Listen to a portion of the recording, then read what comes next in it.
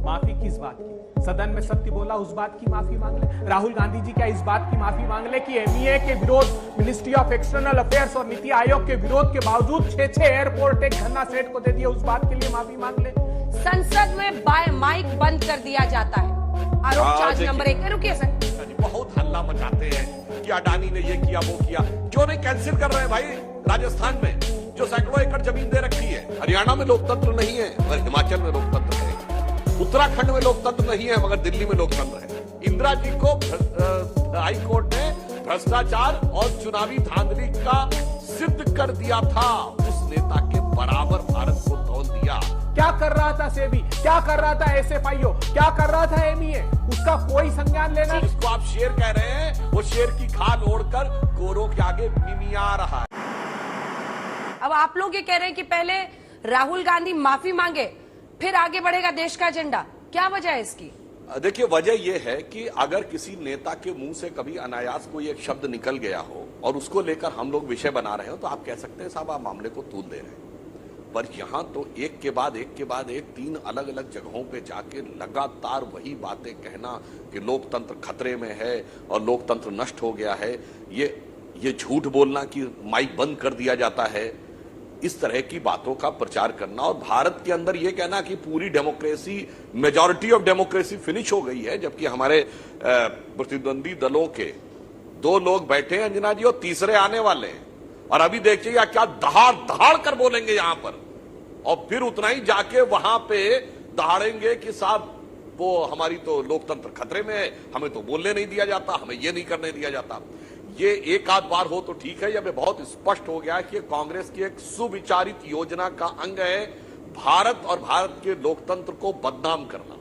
और इसलिए हमारी यह मांग थी कि राहुल गांधी जी को माफी मांगनी चाहिए, क्योंकि एक और बात है, तमाम कांग्रेस के नेता अनाप शनाप बयान देते रहे, मतलब आतंकवादियों की हिमायत से लेकर भारत के सेना अध्यक्ष के बारे में, तो ये लोग कहते थे उनका निजी बयान है, किसी सांसद का निजी बयान है। अगर शशि थरूर और मणिशंकर अय्यर ने बोल दिया किसी मंत्री का निजी बयान है।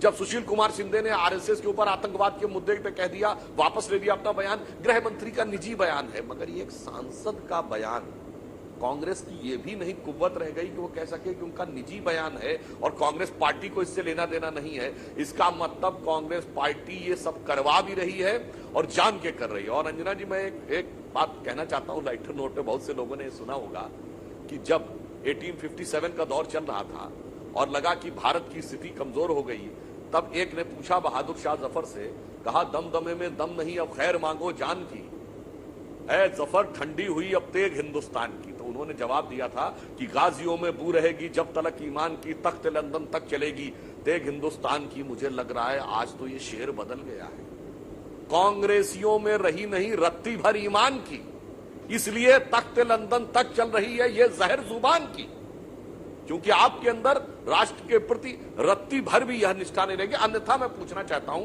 एक संस्थान बता दीजिए देश का जिसके बारे में आपने कुछ अनाप शनाप ना बोला हो पिछले 8 वर्षों में, एक संस्थान बता दीजिए। अडानी जी का जो स्टॉक मैनिपुलेशन हुआ है, प्रधानमंत्री जी आपने कहा राहुल जी ने विदेश की धरती से किया, तो प्रधानमंत्री जी ये तो कह नहीं सकते कि विदेश की धरती से आजाद भारत के इतिहास का सबसे बड़ा हमला हुआ है, वो साइप्रस से हो, यूएई से हो, जो टैक्स हेवन कंट्रीज है वहां से 38 शेल कंपनियों से हजारों करोड़ रुपए का स्टॉक मैनिपुलेशन हुआ। प्रधानमंत्री जी जब सर्वोच्च अदालत कमेटी गठित करती तो भी एक लिफाफा लेकर सरकार पहुंच जाती है कि हमारी समिति जांच करना चाहती है, तब सर्वोच्च अदालत कहती है कि नहीं, हम चाहते हैं कि इसमें पारदर्शिता हो। और यह पहली बार है कि राहुल गांधी जी ने प्रजातंत्र को बचाने की गुहार लगाई। क्या इस देश के सर्वोच्च अदालत के न्यायाधीश सड़कों पर आए और उन्होंने नहीं कहा कि देश के प्रजातंत्र को बचा लीजिए?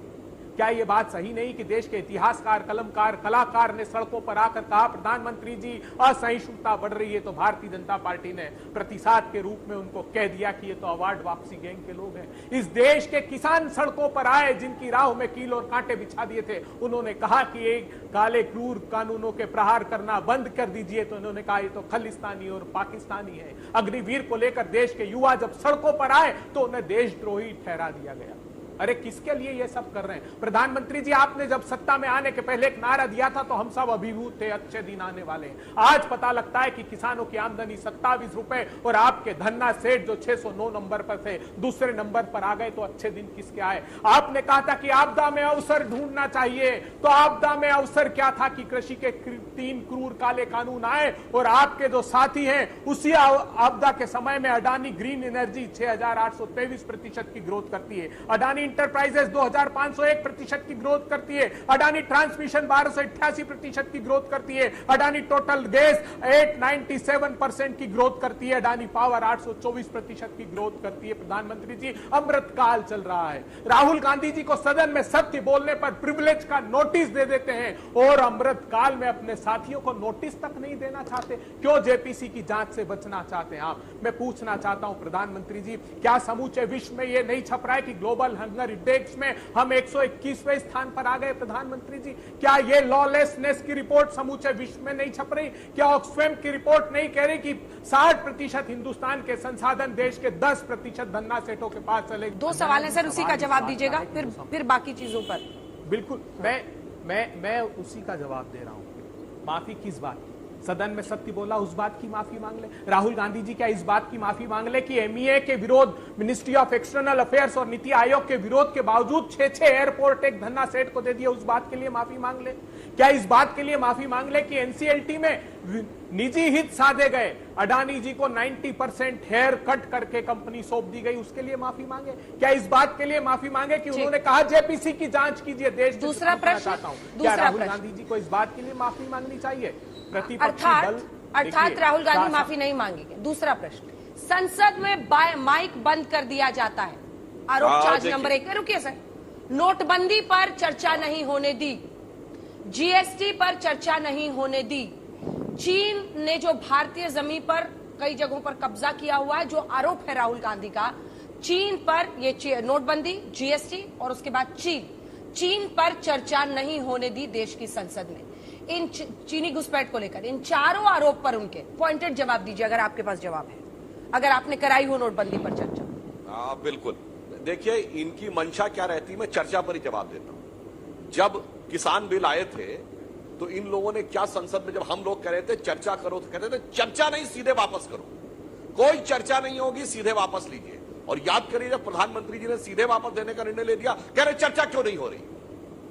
ये पूरे देश की जनता ने देखा है कि जब हम कह रहे थे कि बिल पे चर्चा करो तो कहा चर्चा नहीं, वापस करो। जब हमने वापस कर लिया तो कहते चर्चा करो। इसका अर्थ हो गया आपको किसी चर्चा से कोई लेना देना नहीं है, केवल संसद के अंदर हंगामा खड़ा करना है, जो विगत आप कई सत्रों से करते चले आ रहे हैं। हाँ, परंतु हम ये बताना चाहते हैं, आपने कहा कि ऐसी ऐसी पीड़ा राहुल गांधी के मन में है, तो ये अमेरिका यूरोप में जाकर क्या होगा भाई?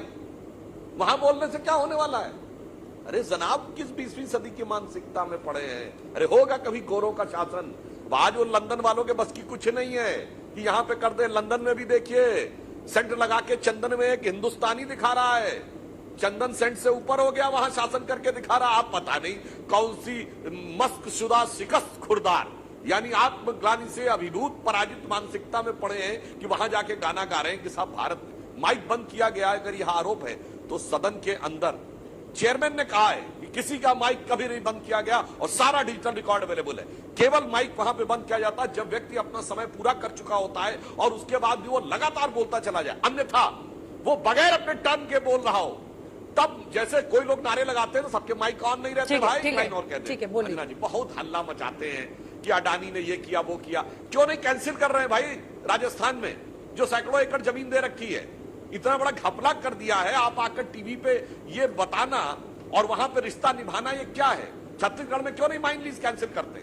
और राहुल गांधी जहां से सांसद हैं केरल से, आपके लिए परम आदरणीय, अभिनंदनीय, वंदनीय और जनता के लिए निंदनीय राहुल गांधी जी जहां से सांसद हैं, काहे नहीं पोर्ट का लाइसेंस कैंसिल कर रहे हैं? ये क्या चक्कर है? सदन में आके कुछ और चिल्लाना है, मीडिया पे आके कुछ और बताना है और कागज पे कुछ और रिश्ता निभाना। सुनिए, पंचतंत्र में कहानी है रंगे सियार की कि वो नया रूप धर के तो आ गया, मगर जैसे ही पानी गिरा तो उसका असली रंग रूप दुनिया के सामने आ गया और जैसे ही बोला तो सारे जंगल के लोगों को समझ में आ गया कि ये जो दिखाई पड़ रहा था कि ये बड़ा दिव्य व्यक्ति है, ये बड़ा तपस्वी व्यक्ति है, वो वास्तविकता में एक साधारण सियार था। मैंने सिर्फ पंचतंत्र की कथा बताई है, इसका क्या संदर्भ हो सकता है? देखिए, ये लोग जो सरकार के ऊपर आक्षेप लगाने की बात करते हैं, अंजना जी कितना विचित्र है। इस देश में लोकतंत्र नहीं है। अगर आप उत्तर से दक्षिण तक शुरू करिए तो कहेंगे कश्मीर में लोकतंत्र नहीं है मगर पंजाब में लोकतंत्र है, हरियाणा में लोकतंत्र नहीं है मगर हिमाचल में लोकतंत्र है, उत्तराखंड में लोकतंत्र नहीं है मगर दिल्ली में लोकतंत्र है।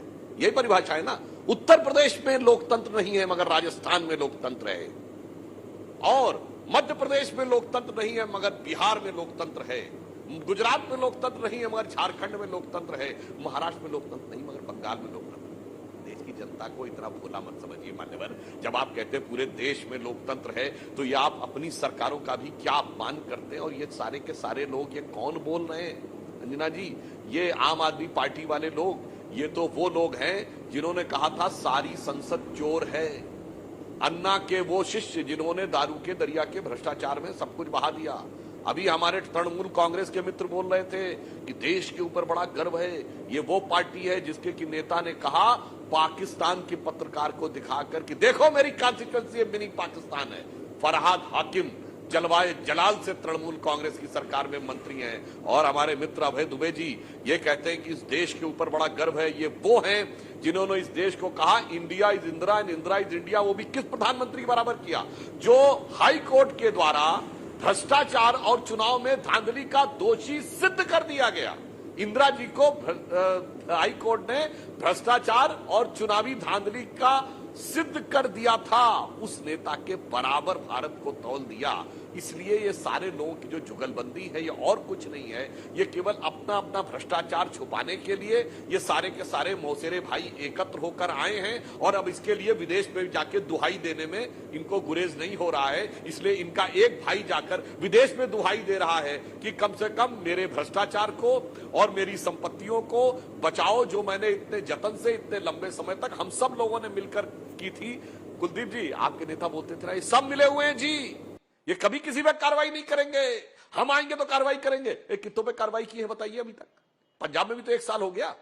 बताइए कितनों पे कार्रवाई की है पंजाब के पूर्ववर्ती भ्रष्टाचार पे? दिल्ली में तो आप कहेंगे आप पूर्ण राज्य नहीं है तो आपके पास अधिकार नहीं है। मैं पूछना चाहता हूं पंजाब में काम हो रहा है कि काम तमाम हो रहा है इस समय जिस प्रकार की राष्ट्रीय सुरक्षा की चुनौती वहां आती जा रही है? आप भ्रष्टाचार की बातें आपके मुंह से शोभा नहीं देती। आप सिर्फ और सिर्फ अडानी जी के पाप पर से पर्दा ना उठ जाए, उनका घोटाला उजागर न हो जाए, इसी को लेकर काम कर रहे हैं। मैं आपको बता रहा था ना विदेश नीति का डंका, तो सुन लीजिए। जब श्रीलंका में आप उनको कॉन्ट्रैक्ट दिलवा रहे थे इलेक्ट्रिसिटी का, उस समय 100 साल के लिए हम्बन टोटा का पोर्ट चाइना ले रहा था। भारत की भूमि पर आज मुझे बड़ा दुख हुआ, राजनाथ जी जैसे संजीदा नेता ने यह बात कही, भारत की भूमि पर 2000 स्क्वायर किलोमीटर में चीन अंदर आकर बैठा है। पूरा का पूरा गांव अरुणाचल प्रदेश में बसा लिया। $100 बिलियन से अधिक इंपोर्ट कर दिया। हमारा एमएसएमई तबाह कर दिया। Parliamentary standing committee on commerce की रिपोर्ट है।